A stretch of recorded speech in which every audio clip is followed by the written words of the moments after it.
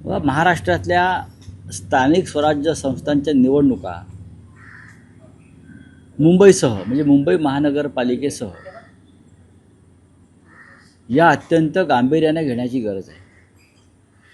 सामान्य माणूस आपला प्रतिनिधी जिल्हा परिषद, महानगरपालिका, नगरपालिकेत पाठवतो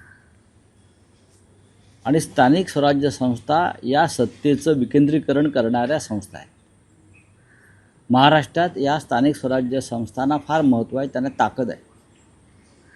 अशा वेळेला त्या स्थानिक स्वराज्य संस्थांच्या निवडणुकीत विधानसभेप्रमाणेच मतदार याद्या आणि एकंदरीतच यंत्रणेमध्ये घोळ होणार असेल तर त्या निवडणुकांना काही अर्थ नाही. म्हणून सर्वपक्षीय शिष्टमंडळ जेव्हा भेटलं मुख्य निवडणूक अधिकाऱ्यांना, जे केंद्राच्या निवडणूक आयोगाचे महाराष्ट्राचे प्रतिनिधी आहेत, आणि त्यांना निवेदन दिलं, ते निवेदन आता त्यांनी म्हणजे स्वतः काही निर्णय घेतले नाहीत आणि केंद्राकडे पाठवून दिलं. मग राज्यात तुम्हाला कशा करता नेमलं? सर्वोच्च न्यायालयानं 31 जानेवारीच्या आत निवडणूक प्रक्रिया पूर्ण करण्यास सांगितलेलं आहे. हे बरोबर आहे, पण ही निवडणूक प्रक्रिया पूर्ण करण्याआधी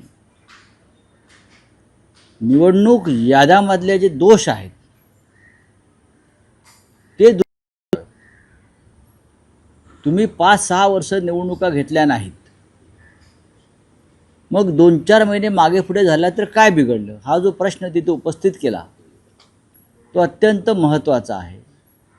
निवडणूक याद्या या निर्दोष असायला पाहिजे आणि त्याशिवाय निवडणूक घेणं ही लोकशाहीची थट्टा होईल. ही भूमिका आम्ही मांडली, त्या भूमिकेसंदर्भातलं निवेदन दिलं आणि त्या निवेदनावरचं मुख्य निवडणूक अधिकाऱ्यांचं एक पत्र आता दिल्लीतल्या केंद्रीय निवडणूक आयोगाला गेलं. त्यांनी विचारले आता काय करायचं? म्हणजे अधिकारी, महाराष्ट्रातले प्रमुख अधिकारी निर्णय घेऊ शकत नाही, आता काय करायचं विचारतात. ही शोकांतिक आहे. काय करायचं म्हणजे निवडणूक याद्या दुरुस्त करा, हे तुमच्या हातात आहे ना. जी बोगस नावं आतमध्ये घातलेली आहेत ती डिलीट करा आणि ज्यांची नावं मोठ्या प्रमाणात वगळलेली आहेत ती समाविष्ट करा. बाकी काय? आपण मतदार याद्यांच्या गोळाबाबत अधिकाधिक आक्रमक होत चाललेलं असतानाच डोनाल्ड ट्रम्प यांचं बोगस आधार कार्ड आता या महाराष्ट्रामध्ये नव्हे तर देशामध्ये कोणाचंही बोगस कार्ड, आधार कार्ड हे निर्माण केलं जाऊ शकतं. ती यंत्रणा आहे. नरेंद्र मोदी यांनी दावा केला होता नोटबंदीच्या वेळेला या आता बोगस नोटा छापल्या जाणार नाहीत म्हणून त्यांनी 2000च्या नोटा रद्द केल्या. पण मोदींची नोटबंदी पूर्ण झाल्यावर मोठ्या प्रमाणामध्ये बोगस नोटा चलनामध्ये आल्या. काय केलं नरेंद्र मोदीने, अमित शहानी केलं काय? दहशतवाद्यांचं कंबरडं मोडू असं म्हणाले नोटबंदीमुळे. नाही, नोटबंदीमुळे काही झालं नाही. मोठ्या प्रमाणामध्ये आजही बोगस नोटांचा सुळसुळाट आपल्या चलनामध्ये आहे. त्याच्यामुळे पॅन कार्ड, आधार कार्ड, निवडणूक कार्ड हे बोगस छापलं जातं. ट्रम्पच्या नावानं काय, अनेकांच्या नावानं छापलं जात असेल ते. गुजरातमधल्या 16 मंत्र्यांनी अचानक राजीनामा दिला वगैरे, आज नवे मंत्री ते शपथ घेतली. खरं म्हणजे ही गरज महाराष्ट्रात आहे. ही जी गरज आहे, गुजरातमध्ये सर्व मंत्रिमंडळानं राजीनामा दिला मुख्यमंत्र्यांसह, मुख्यमंत्री वगळता. महाराष्ट्रामध्ये देवेंद्र फडणवीस वगळता मुख्यमंत्री, इतर सगळ्या मंत्र्यांचे राजीनामे घेऊन रिशफल करणं गरजेचं आहे. कारण मंत्रिमंडळामध्ये अर्ध्यापेक्षा जास्त मंत्री हे भ्रष्ट आणि कामचुकार आहेत. पण देवेंद्र फडणवीस यांना तो आदेश दिल्लीतून अद्याप काय दिला जात नाही, याचं कारण या भ्रष्ट मंत्र्यांचा जो मलिदा आहे मोठ्या प्रमाणात थैल्या, या थैल्या दिल्लीला पोचवल्या जातात. त्याच्यामुळे या भ्रष्ट मंत्र्यांना महाराष्ट्रामध्ये अभाव आहे. सरकारने सांगितलं होतं, आश्वासन दिलं होतं की दिवाळीपूर्वी शेतकऱ्यांना मदत मिळेल, जे आसमानी संकट आलं होतं त्या अनुषंगे. मात्र गेवराईमधला प्रकार आहे, गेवराईमध्ये शेतकऱ्यांना 1 रुपयाची मदत मिळाली नाही. एवढंच नव्हे तर तिथे आलेले जे अधिकारी होते त्यांना जिरायती काय आणि बागायती काय. महाराष्ट्राचं हे दुर्दैव आहे. महाराष्ट्र हा एकेकाळी पंजाब आणि महाराष्ट्र ही 2 राज्य कृषीप्रधान राज्य ओळखली जायची. हरित क्रांतीची सुरुवात शेतीमधली महाराष्ट्रात सुरू झाली. पण आज दुर्दैवानं शेतीतलं कळतंय असा शेतीमंत्रीही नाही, शेतीतलं कळतंय असा अधिकारी नाही, नवीन संशोधन नाही, राज्याच्या मुख्यमंत्र्यांकडे शेतकऱ्यांविषयीच्या संवेदना आणि भावना नाहीत. त्याच्यामुळे तुम्ही जे म्हणताय त्यानुसार होणार. फक्त बांधावर जाऊन घोषणा करतायत आणि प्रत्यक्ष शेतकऱ्यांच्या हातात पदरात काहीच पडत नाही, हे सत्य आहे. मनसेचा दीपोत्सव मुंबईभराचं आकर्षणाचं स्थान होतं. उद्धव ठाकरे हे प्रमुख अतिथी आहेत. ठाकरेंचा दीपोत्सव झाला. मुंबईमध्ये ठाकरेंचाच उत्सव होणार. महाराष्ट्राच्या राजधानीमध्ये मराठी माणसांचा म्हणजे ठाकऱ्यांच्या किंवा मराठी माणसाच्या एकजुटीचा आज दीपोत्सव आहे. मी कालही म्हणालो की अनेक वर्ष राज ठाकरे आणि महाराष्ट्र नवनिर्माण सेना त्यांची हा शिवतीर्थावर असा दीपोत्सव साजरा करते आणि तो एक महाराष्ट्रासाठी मुंबईसाठी आकर्षणाचा विषय नक्कीच आहे. आम्हीसुद्धा पाहिला आहे. तो असं नाही की तो दुसऱ्या पक्षानं निर्माण केला, त्याची योजना केली म्हणून आम्ही पाहिला नाही. अनेकदा मी सुद्धा तो जाऊन पाहिलेला आहे आणि मला तो फार प्रसन्न करणारा तो सगळा सोहळा आहे.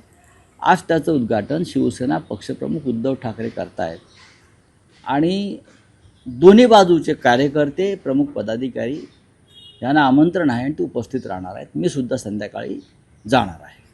कसली आज फडणवीस म्हणताय, युती घोषित होत आहे मात्र सगळीकडेच एकत्र आहे. तुम्हाला युतीची फारच चिंता लागून राहिलेली आहे. पण आता माननीय उद्धव ठाकरे आणि माननीय राज ठाकरे हे गेले अनेक महिने एकत्र काम करत आहेत, एकत्र भूमिका मांडत आहेत, एकत्र राजकारण करत आहेत महाराष्ट्राचं. त्या संदर्भातल्या पुढली पावलं जी पडणार आहेत त्या संदर्भात योग्य वेळी ते बोलतील. रावसाहेब, फडणवीस आज बिहारच्या दौऱ्यावर आहेत. स्टार प्रचारक म्हणून त्यांची नियुक्ती केलेली आहे. बघा, स्टार नाही, खरं म्हणजे त्यांना सुपरस्टार प्रचारक केला पाहिजे. ते स्टार नाही, त्यांचा अपमान करू नका. ते सुपरस्टार प्रचारक आहेत. बाकी सगळे स्टार असतील, 1 स्टार 2 स्टार 3 स्टार, ते सुपरस्टार आहेत महाराष्ट्राचे. त्याच्यामुळे त्यांचा असा तुम्ही अपमान करणं बरोबर नाही आहे. तर महाराष्ट्राचा माणूस बिहारमध्ये चालला आहे. जसे योगी आदित्यनाथ महाराष्ट्रात येतात ना, इतर राज्याचे मुख्यमंत्री येतात, तसे भारतीय जनता पक्षामध्ये आता जन्मतः स्टार निर्माण होतात. स्टेट इलेक्शन कमीशन ने एक लेटर लिखा है आज सेंट्रल इलेक्शन कमीशन को, जिस तरह से आपने आरोप लगाए थे, इसके बारे में डिसीजन लेने के लिए। बात ऐसी है कि हमारे all party delegation chief election officer को मिला महाराष्ट्र के, और महाराष्ट्र में जो लोकल बॉडीज इलेक्शन है उसमें महत्वपूर्ण है मुंबई महानगर पालिका, ठाणे. यहाँ वोटर लिस्ट में जो गड़बड़ी है, डुप्लीकेट वोटर्स है, डिलीशंस है, एडिशन है, बहुत सी बातें हैं, बड़ी संख्या में नाम गायब हो गए हैं, उसकी जिम्मेदारी कौन है? जब तक ये वोटर लिस्ट दुरुस्त नहीं होगी तब तक आप चुनाव करना यानी लोकतंत्र की एक प्रकार के मजाक उड़ाना जैसा है. तो हमने कहा कि आपने 5-6 साल तो ऐसे ही लटका दिया ये इलेक्शन, 2-4 महीने आगे पीछे होता है तो क्या हो गया? आप निर्णय लीजिए, हम 2 महीने रुकने के लिए तैयार हैं. और लेकिन चुनाव में वोटर लिस्ट हो ही जाएगी जो पूरी तरह से दुरुस्त है, ये हमारी मांग है. तो महाराष्ट्र के चुनाव अधिकारी ने ये हमारी मांग केंद्रीय चुनाव आयोग को भेज दी है. अब देखेंगे क्या होता है. लेकिन एक दूसरे के कोर्ट में बॉल डालते रहते हैं लोग, निर्णय तो नहीं लेते. गुजरात के 16 मिनिस्टर्स ने राजीनामा दिया था, नई शपथ ली थी. हाँ, अमित शाह बिहार के लिस्ट में बैठे हुए हैं. बिहार में बैठने दो ना, अमित शाह बिहार में है तो, लेकिन महाराष्ट्र और गुजरात तो अमित शाह ही चलाते हैं ना. लेकिन जिस प्रकार से गुजरात में सभी कैबिनेट ने इस्तीफा दिया है मुख्यमंत्री को छोड़कर, इस प्रकार की कार्रवाई की सबसे ज़्यादा ज़रूरत महाराष्ट्र में है. महाराष्ट्र में आधा डजन से ज़्यादा मिनिस्टर भ्रष्ट है, करप्ट है. उनको निकालना चाहिए, उनको बदलना चाहिए.